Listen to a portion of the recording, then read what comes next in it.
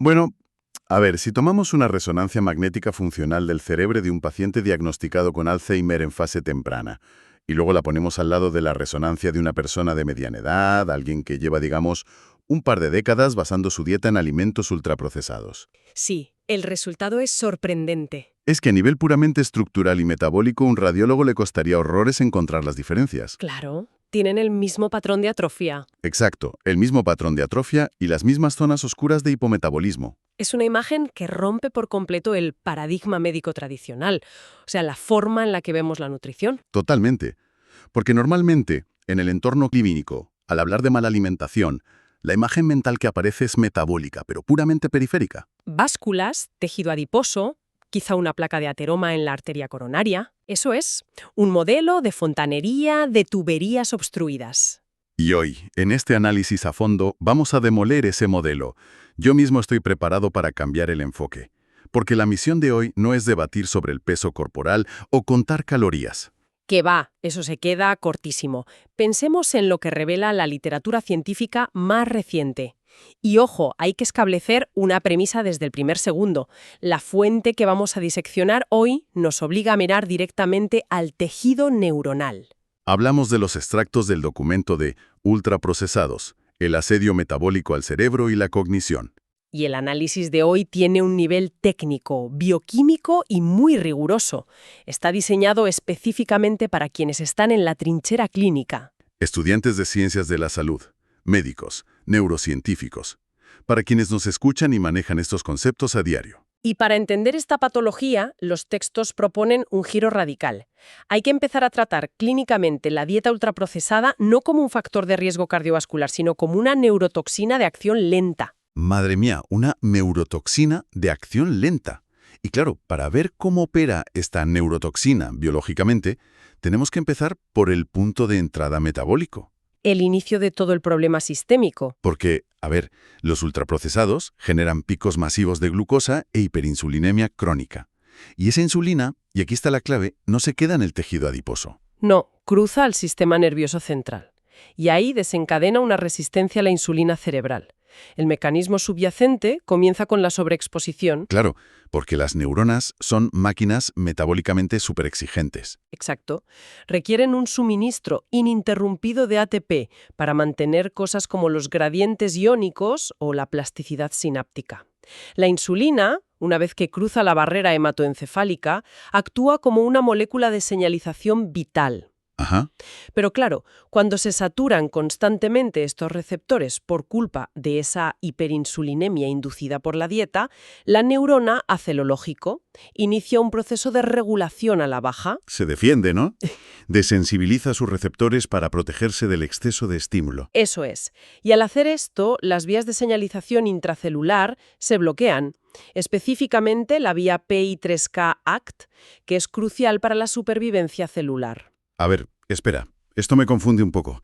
Si nos ceñimos a la fisiología básica que se estudia en la facultad, sabemos que el cerebro es un consumidor voraz de glucosa. Sí, consume muchísima energía. Y sabemos que muchos de sus transportadores, como los GLUT1 en la barrera hematoencefálica o los GLUT3 en las propias neuronas, son independientes de la insulina. Absorben glucosa por puro gradiente de concentración. Exacto. Entonces, si hay tantísima glucosa circulando por culpa de esa dieta ultraprocesada y la neurona tiene transportadores que no dependen de la insulina, ¿por qué narices se asfixia la célula? ¿Qué papel específico juega la insulina ahí que no estamos viendo en ese modelo clásico?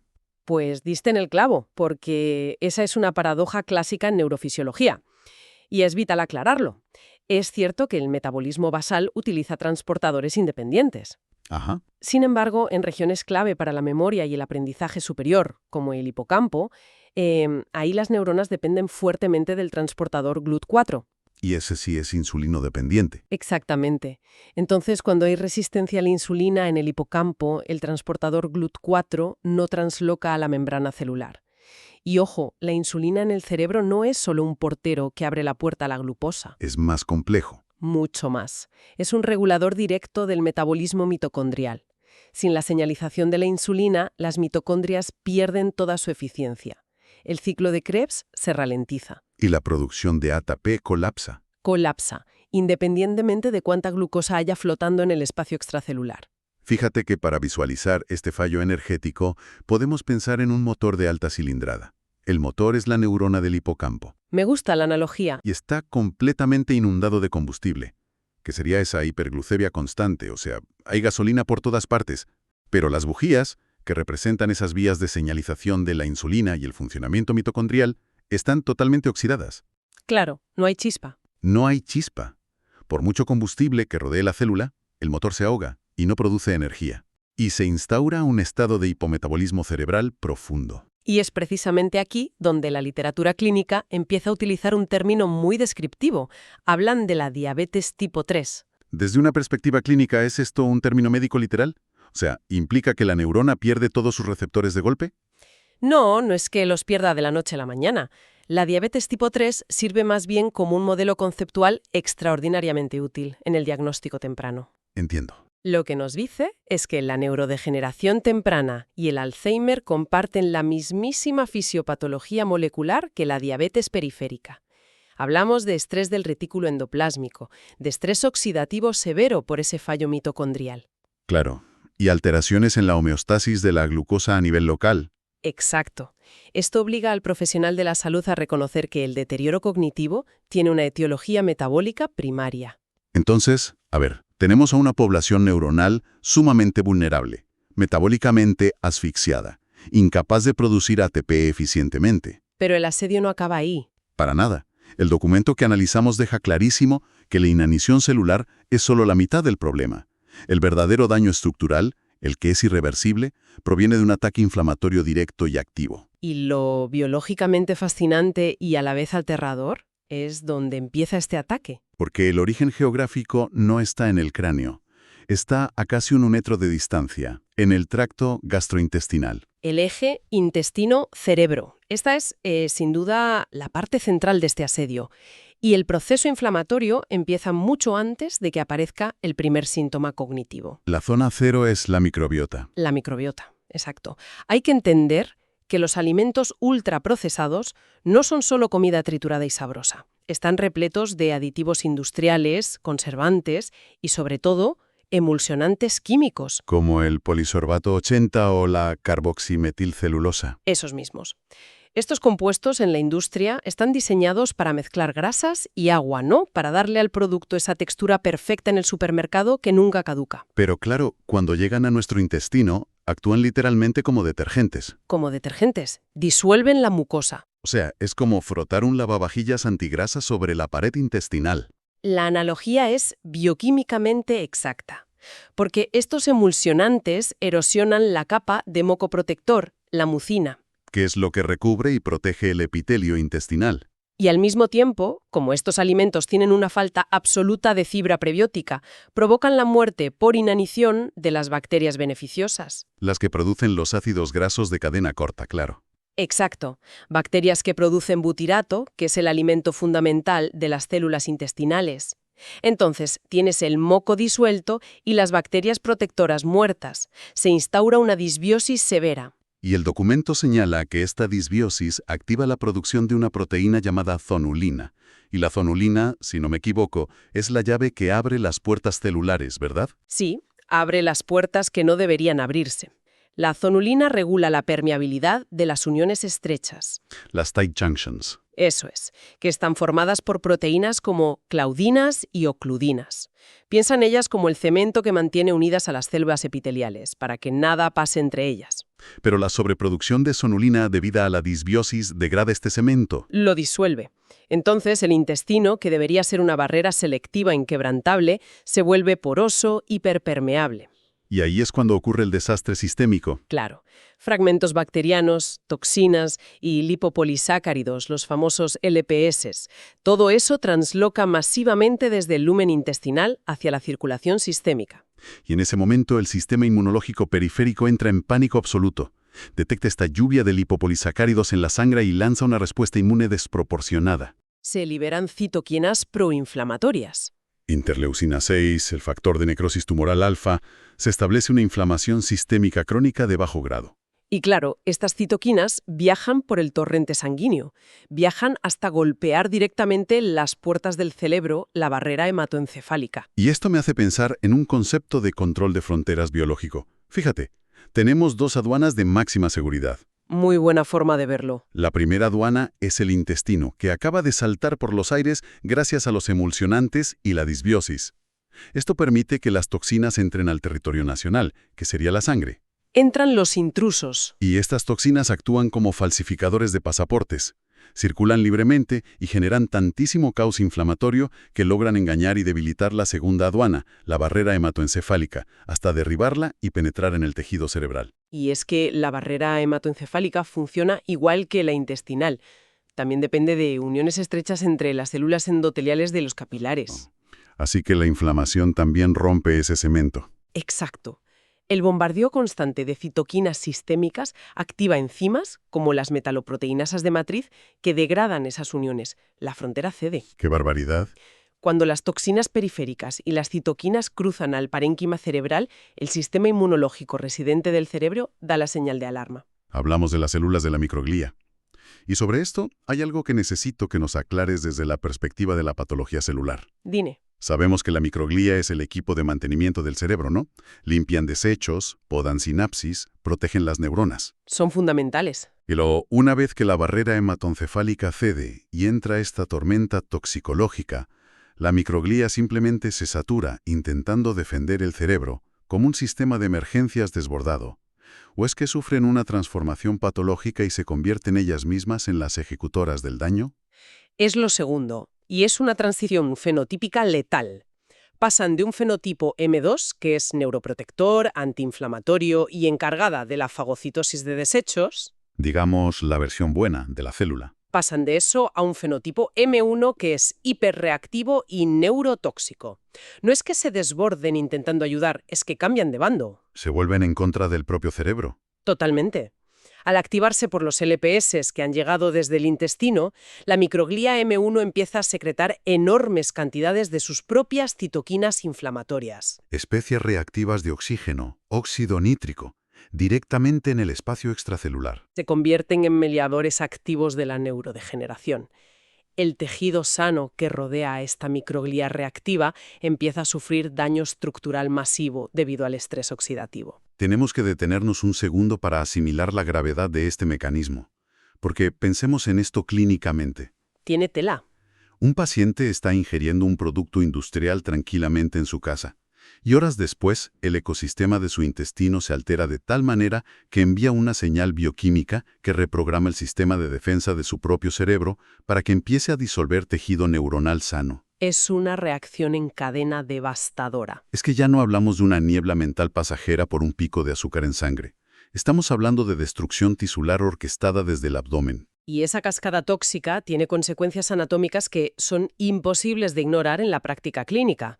Si sometemos a un individuo bajo este estado de neuroinflamación crónica a una volumetría por resonancia magnética, vemos atrofia macroscópica. Se registra una pérdida medible del grosor de la corteza cerebral total. Pero el daño, por la altísima demanda metabólica de ciertas áreas, es selectivo.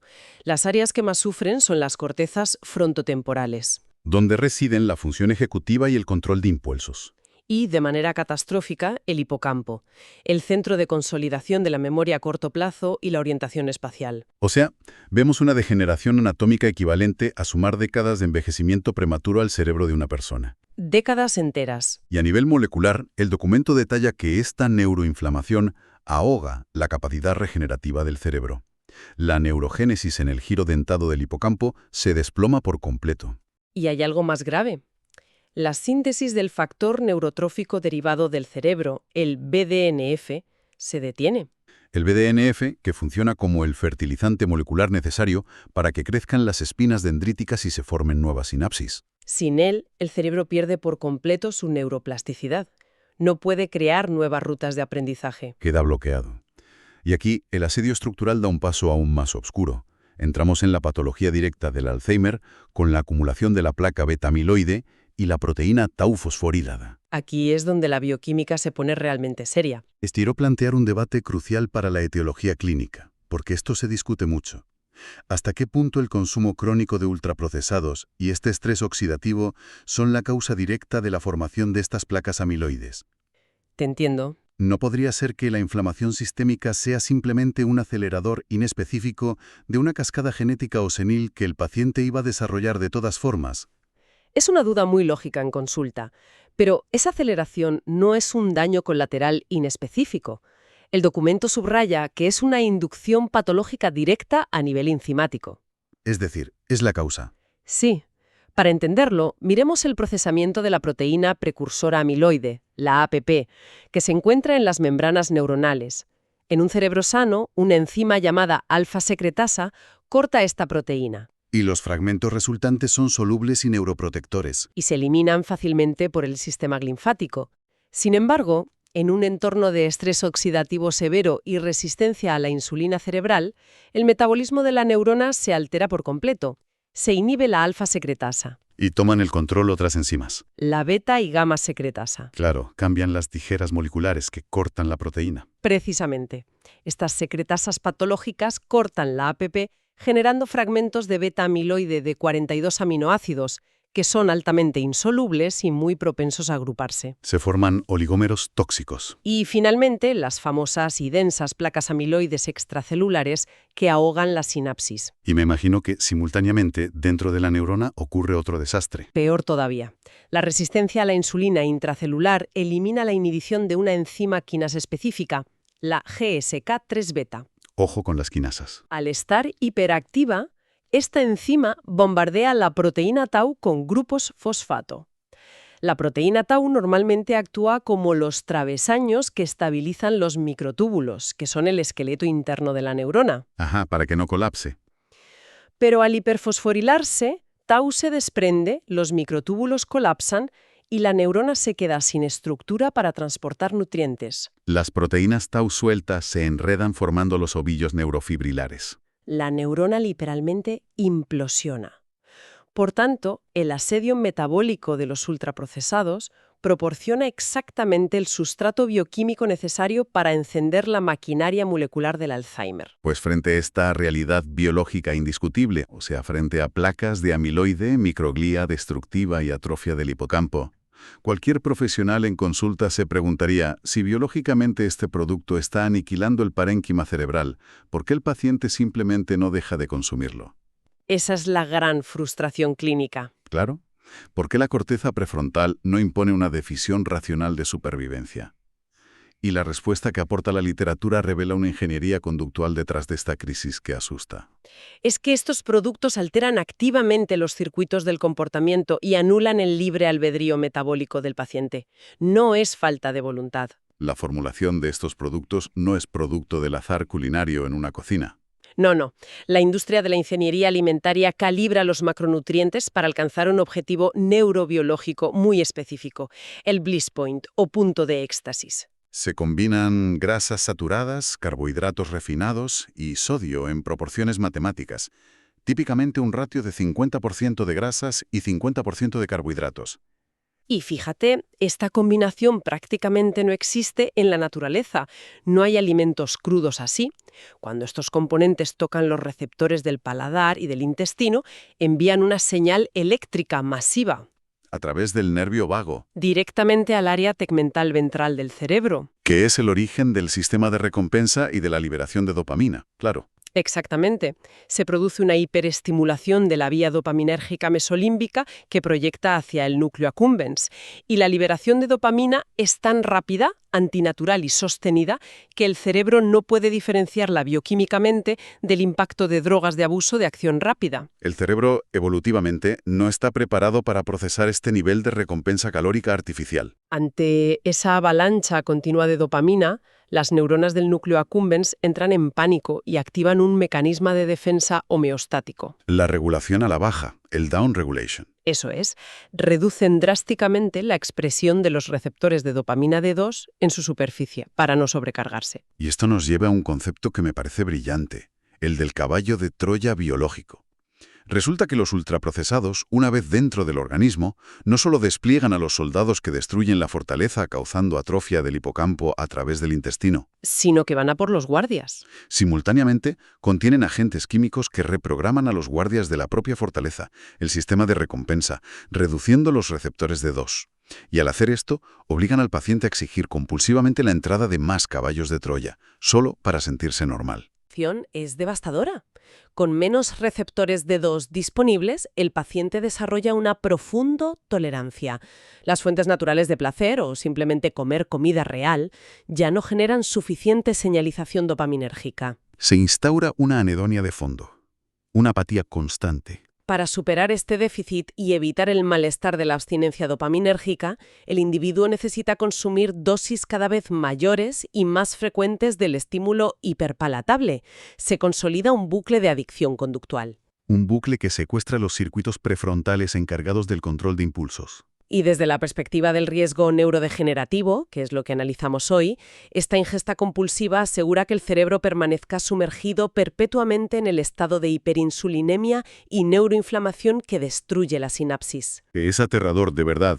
Esta comprensión de los mecanismos nos sitúa frente a una disyuntiva clínica monumental en atención primaria, cuando un paciente acude a consulta con deterioro cognitivo leve o un síndrome metabólico severo. El profesional no está frente a un problema de simple educación nutricional. Ni de falta de voluntad. Está interviniendo sobre un cerebro cuya química intrínseca de motivación y recompensa ha sido alterada estructuralmente por el mismo agente que está disolviendo su memoria. ¿Pedirle a este paciente que simplemente coma mejor o con moderación? Es clínicamente equivalente a pedirle a alguien con una fractura abierta de tibia que salga a trotar aplicando pura fuerza mental. Y esa es la gran barrera terapéutica que la comunidad médica debe interiorizar. La secuencia fisiopatológica que hemos repasado es implacable y continua. Inicia con una hiperinsulinemia que asfixia el metabolismo mitocondrial, generando esa diabetes tipo 3. Simultáneamente, los emulsionantes y la falta de fibra provocan una disbiosis que destruye la barrera intestinal. Las toxinas sistémicas inundan el flujo sanguíneo, comprometen la barrera hematoencefálica y convierten a la microglía protectora en un agente neurotóxico. Una inflamación que acelera la atrofia del hipocampo, bloquea el BDNF y altera las vías enzimáticas, empujando activamente a la célula a formar placas amiloides y ovillos de tau. Y todo este proceso de demolición neurológica queda garantizado y perpetuado por la hiperestimulación dopaminérgica que secuestra la voluntad del paciente. La evidencia científica exige reconocer que los ultraprocesados constituyen un agente neurodegenerativo directo de primer orden. Ha sido un análisis biológico verdaderamente profundo y transformador. Ver cómo el intestino, la insulina y las quinasas celulares conspiran silenciosamente contra la propia arquitectura de nuestra cognición altera radicalmente la perspectiva médica. Es un cambio de paradigma obligatorio. Y para cerrar esta revisión de mecanismos patológicos, y apelando a toda la comunidad clínica, neurocientífica y académica que nos acompaña hoy, dejamos una idea sobre la mesa. Una reflexión provocativa, basada estrictamente en la bioquímica que acabamos de trazar. A ver, ¿qué te parece?